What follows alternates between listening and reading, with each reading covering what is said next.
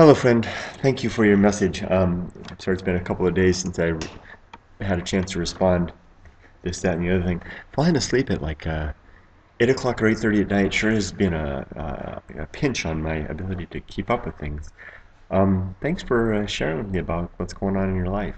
I, I'm going to honor your request, and I understand. Um, I understand as you well. I think you're familiar with some of my stories. I think you understand that I understand, and that you understand, and that we understand. And I'm glad to see that clear skies may be on the horizon for you. And I really am happy to hear that. I know what it's like to be in that situation, and then I know the relief that comes. I mean, isn't it amazing when you can see the other side? I wonder if it gets easier every time. I hope I don't have to go through that kind of stuff again, but sometimes it seems to be the case. I've never been one to think of karma, but I don't believe in karma. I don't believe that there's any. I don't believe that there's any. I think there's cycles in life, but I don't think that there's any necessarily a repudiation or getting your comeuppance later in life for what you did earlier. I mean, I think that sometimes that life sets itself up that way.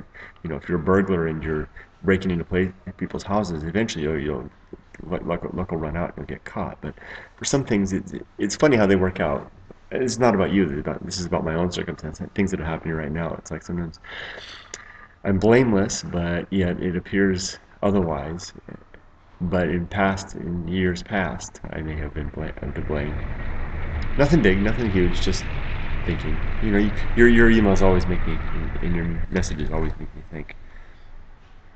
I'm really happy to hear about what's going on with your diet. I love the idea. I love the concept, the idea that you put forth about what did I'm going to read it exactly. He said, um, oh yeah, you said I'm quote a little bit. He said, I said, you say you're close to being a vegetarian because you'll eat fish and veggies at home, but allow yourself to eat whatever. No bread, right? But no bread, rice, or pasta. Yeah, no bread, rice, or pasta. But you said, I'll eat only fish and veggies at home, but allow myself to eat whatever. No, when I'm out in restaurants because it avoids weird commentary from dining companions. What a great idea! I find that now that I've got this healthy diet going, I find that once in a while, breaking it a little bit, having a Coco Ichiban or McDonald's with my family because they still like that. They're skeptical of this kind of stuff, which is a funny thing because it seems like still of all things to be skeptical of, good diet seems to be the last one because it makes such sense. I mean, it's just input and output.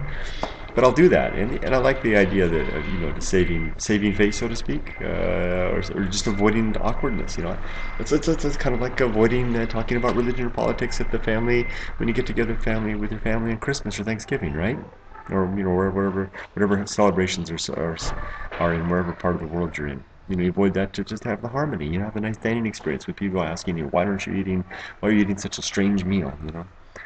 I had a friend like that he was a vegan of the most extreme nature, and he would love to go out. We worked together, and he would love to go out to a pizza parlor with our friends, our coworkers, and it was terrible. I mean, I'd order a whole pizza. Each of us would order a whole pizza, and this guy, John, he would just sit there, and he wouldn't eat anything because there was nothing in there he could eat, and he would just sit there. And he was a friendly enough guy. He didn't mean to make us feel bad, but we all felt awkward because he wouldn't eat. He would just go back and hold on. I gotta finish. Someone's coming.